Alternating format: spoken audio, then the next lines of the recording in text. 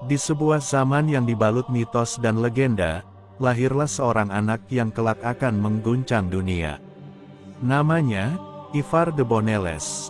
Putra dari seorang legendaris, Ragnar Lodbrok, dan seorang wanita bijak sekaligus tangguh, Aslaug. Tapi kelahirannya bukan kelahiran biasa. Menurut kisah para saga Nordik, Aslaug memperingatkan Ragnar untuk menahan nafsu hingga waktunya tepat. Namun, sang suami mengabaikan peringatan itu. Dan akibatnya, lahirlah Ivar dalam kondisi yang tak biasa. Ia tidak memiliki kekuatan pada tulangnya. Beberapa catatan menyebut ia seperti tak bertulang. Sebagian sejarawan percaya bahwa Ivar mungkin mengidap penyakit langka yang dikenal kini sebagai osteogenesis imperfecta, kelainan genetis yang membuat tulang sangat rapuh. Tapi di zaman itu, semua dianggap sebagai tanda dari para dewa. Dalam budaya Viking, kelainan seperti itu bisa dianggap sebagai kutukan atau berkah. Ivar tidak dibuang, ia dibesarkan. Dan itu menunjukkan betapa kuatnya posisi ibunya dalam keluarga. Meski tubuhnya lemah, pikirannya tajam. Ivar belajar dari cerita dan strategi, bukan dari pedang. Ia tidak tumbuh menjadi prajurit biasa, ia tumbuh menjadi otak di balik banyak kemenangan. Anak tanpa tulang, itu akan membuktikan bahwa kelemahan fisik bukan penghalang untuk menaklukkan dunia. Ivar mungkin lahir dengan tubuh yang lemah, tapi masa mudanya ditempa dengan ambisi dan siasat. Dalam bayang-bayang nama besar ayahnya, Ragnar Lodbrok, Ivar muda tumbuh menjadi sosok yang tak bisa diremehkan. Tidak seperti saudara-saudaranya yang berlatih mengayun kapak, Ivar mengamati. Ia belajar membaca medan, memahami formasi, dan mengenali titik lemah musuh. Sang ibu, Aslaug, memastikan ia tidak dibesarkan sebagai korban, melainkan sebagai pemimpin. Di masyarakat Viking, kekuatan fisik segalanya. Tapi Ivar menulis ulang aturan itu. Ia memimpin bukan dengan tangan, tapi dengan otak dan lidah yang tajam. Namun hidup di bawah bayang-bayang Ragnar bukan hal mudah. Ivar selalu merasa harus membuktikan dirinya. Dan saat sang ayah memulai perjalanan berbahaya ke tanah Inggris, Ivar menantikan saatnya sendiri untuk mengukir legenda. Ketika kabar tragis datang dari Inggris, bahwa Ragnar ditangkap dan kemudian dieksekusi oleh Raja Aella dari Northumbria, Ivar tidak hanya berduka. Ia murka, sumpah balas dendam pun diucapkan. Dan saat itulah, Ivar mulai menunjukkan wajah aslinya, bukan sekadar anak cacat, tapi pemimpin perang yang ditakuti. Bersama saudara-saudaranya, Bjorn Ironside, Sigurd Snake Indai, dan Hafitsark, ia memanggil ribuan prajurit dari berbagai suku Norse. Terbentuklah pasukan yang dikenal dalam sejarah sebagai Great Heathen Army, tentara besar pagan, dengan satu tujuan, membalaskan kematian Ragnar. 865 Masehi. Dari timur, armada besar menyapu Laut Utara. 100 kapal membawa ribuan prajurit. Ini bukan sekadar ekspedisi biasa, ini adalah misi balas dendam. Di pucuk komando berdiri Ivar de Bonelles, anak dari Ragnar Lodbrok, yang telah dieksekusi oleh Raja Aella dari Northumbria. Mereka dikenal sebagai Great Heathen Army, tentara terbesar yang pernah dikirim oleh suku Norse ke daratan Inggris. Tujuannya satu, menuntut balas atas kematian Ragnar. Tapi bagi Ivar, ini bukan hanya soal membalas, ini tentang menaklukkan. Mereka bergerak cepat, kota demi kota jatuh, dan akhirnya, Ivar mengepung York, kota penting di utara Inggris yang dikuasai Raja Aella. Aella tak pernah mengira akan menghadapi serangan sebesar ini. Dia berpikir para Viking hanya datang untuk menjarah. Tapi ini adalah kampanye militer besar, dengan strategi dan dendam sebagai bahan bakarnya. Dalam waktu singkat, York jatuh. Raja Aella tertangkap hidup-hidup. Dan disinilah, dunia menyaksikan sisi paling liar dari Ivar. Dalam beberapa catatan saga, disebut bahwa Ivar menjatuhkan hukuman yang tidak manusiawi. Metode yang dikenal sebagai darah elang, proses penyiksaan yang sangat kejam, yang diyakini sebagai bentuk hukuman paling menyakitkan bagi musuh terberat Viking. Beberapa sejarawan meragukan kebenaran ritual ini, namun keberadaannya menjadi simbol kengerian dan kekuatan Ivar dalam kisah Norse. Terlepas apakah itu benar atau hanya simbolik, pesan Ivar jelas, jangan pernah menyentuh darah Ragnar. Setelah kematian Aella, Ivar tidak berhenti. Ia menunjuk penguasa lokal yang tunduk padanya, menjadikan York sebagai pusat kekuasaan Viking di Inggris. Tapi langkahnya baru saja dimulai.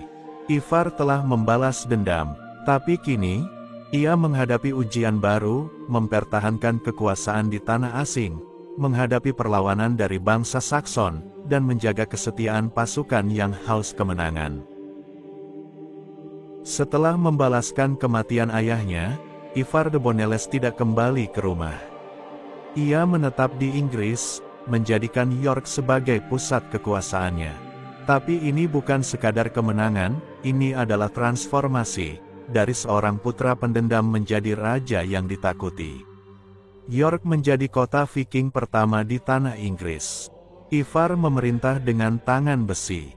Ia dikenal adil bagi yang tunduk, tapi kejam bagi yang menentang. Ia menjalin aliansi dengan sebagian, dan menghancurkan yang lain. Ivar membuktikan bahwa kekuasaan tidak harus melalui warisan. Ia membangunnya dari darah, rasa takut, dan kecerdasan militer. Ia adalah penguasa dalam segala arti kata, dan ia tahu bagaimana mempertahankan kekuasaan itu. Pasukannya dikenal dengan kecepatan dan strategi brutal. Tapi di balik itu, Ivar juga membuka jalur dagang baru, memperkenalkan struktur pemerintahan Norse di Inggris, dan bahkan mengawasi integrasi budaya yang membuatnya semakin kuat. Namun, kekuasaan tidak datang tanpa musuh. Ivar menghadapi perlawanan dari kerajaan-kerajaan Saxon lain, Wessex, Mercia, dan East Anglia. Dan salah satu tokoh yang bangkit sebagai lawan tangguh adalah Alfred dari Wessex, kelak dikenal sebagai Alfred the Great. Benturan antara dua dunia ini mulai terasa, Viking dengan darah dan kapak, dan Inggris dengan iman dan diplomasi. Ivar berada di tengah-tengah, harus menjaga keseimbangan antara ketakutan dan kekuasaan. Ivar bisa menghancurkan musuh secara militer. Tapi ia juga tahu bahwa musuh sejati bukan hanya di medan perang, tapi di hati rakyat. Disitulah mulai muncul retakan kecil dalam kekuasaannya. Ivar telah mengubah peta sejarah Inggris. Tapi bayang-bayang ambisi dan kekuasaan perlahan menggerogoti fondasi yang ia bangun. Setelah menguasai York dan membalas kematian ayahnya, Ivar de Bonelles menjadi lebih dari sekadar pemimpin perang. Ia menjadi penguasa, tapi semakin tinggi Ivar naik, semakin goyah tanah yang ia pijak. Dengan tangan besi, Ivar memerintah wilayah utara Inggris. Tapi dalam bayang-bayang keberhasilannya, benih-benih perpecahan mulai tumbuh, bukan dari musuh, tapi dari saudara sendiri. Bjorn lebih tertarik pada pelayaran ke selatan. Sigurd menaruh curiga pada ambisi Ivar. Dan Hvitserk, yang dahulu setia, mulai bimbang. Ivar mulai membuat keputusan-keputusan yang di luar nalar dan otoriter. Ia tidak lagi berkonsultasi dengan saudara-saudaranya. Ia percaya hanya dirinya yang pantas memimpin. Ketegangan memuncak ketika Ivar mengambil tindakan yang di luar batas terhadap salah satu saudaranya, tindakan yang membuat keluarganya pecah, dan membuat sebagian pasukannya mulai meragukan dirinya. Beberapa catatan saga menyebut bahwa Ivar memerintahkan tindakan fatal terhadap saudaranya Sigurd, namun kebenaran historisnya masih diperdebatkan. Perpecahan internal membuat kekuatan militer Ivar melemah. Sementara itu, di selatan, Raja Alfred dari Wessex mempersiapkan serangan balasan. Ia bukan hanya lawan yang tangguh secara militer, tapi juga licik secara politik. Alfred menggunakan pendekatan berbeda, memperkuat benteng, mempersatukan kerajaan-kerajaan Saxon, dan menyebarkan narasi bahwa Viking adalah penjajah yang harus disingkirkan dari tanah Inggris. Perang Ivar bukan hanya fisik. Ia juga kehilangan dalam perang moral dan psikologis. Ia dipandang sebagai tiran, sementara Alfred diposisikan sebagai pelindung tanah suci. Wilayah kekuasaan Ivar mulai mengecil. Kekuatan militernya melemah, dan loyalitas pasukannya terpecah. Dalam kekacauan itu, Ivar mulai menunjukkan tanda-tanda kelelahan, baik tubuh maupun jiwanya. Ia datang sebagai pembalas dendam. Ia naik sebagai raja, tapi kekuasaan selalu datang dengan harga yang mahal. Setelah bertahun-tahun menjadi simbol kekuatan Viking, Ivar de Bonelles kini merasakan kerapuhan yang tak terhindarkan.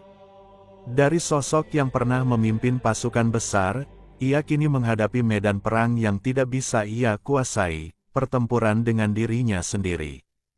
Tahun-tahun setelah perpecahan dengan saudara-saudaranya, Ivar semakin terisolasi. Musuh dari luar semakin mendekat, dan rasa kelelahan serta penderitaan fisik mulai menggerogoti tubuhnya. Kakinya yang lumpuh, penyebab julukannya, de Bonelles, semakin membatasi mobilitas dan kemampuannya dalam pertempuran langsung.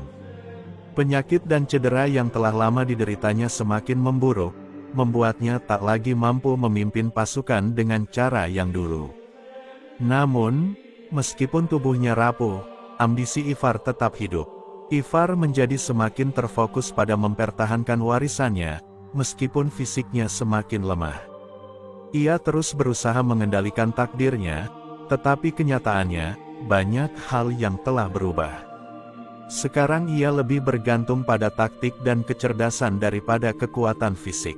Namun, semakin ia berjuang untuk mempertahankan kekuasaannya, semakin kuat ancaman dari musuh-musuhnya. Raja Alfred, yang dulu pernah menghadapi Ivar dalam perang, kini telah menjadi sosok yang lebih tangguh, memimpin pasukannya untuk menggempur wilayah Viking. Keberanian Alfred dan semangat para Saxon mengguncang fondasi kekuatan Ivar. Pada tahun 870-an, Ivar akhirnya merasa terpojok. Serangan dari pasukan Saxon semakin dahsyat, dan wilayah yang dulu ia kuasai mulai jatuh satu persatu. Ivar berusaha mempertahankan diri dengan segala cara. Namun, kelelahan dan kekalahan yang terus-menerus membuatnya semakin rapuh. Pada akhirnya, ia tidak bisa menghindari takdir yang sama seperti banyak pemimpin Viking lainnya, kehilangan kekuasaan. Ivar akhirnya mengundurkan diri dari medan perang yang telah membesarkannya. Ia menghabiskan tahun-tahun terakhir hidupnya di dalam keputusasaan. Dalam keterbatasan fisiknya, ia hanya bisa menyaksikan keruntuhan impian besarnya. Ivar de Bonelles meninggal dalam kesendirian dan ketidakpastian, namun warisannya tetap hidup. Dikenal sebagai penakluk, pemimpin, dan pembalas dendam, Ivar berhasil mengukir namanya dalam sejarah Viking, meskipun tak ada yang pernah benar-benar tahu siapa Ivar yang sebenarnya. Apakah ia hanya seorang anak yang mencari pengakuan, atau seorang pemimpin yang terperangkap oleh ambisi dan penderitaan? Itu adalah teka-teki yang tak pernah terpecahkan.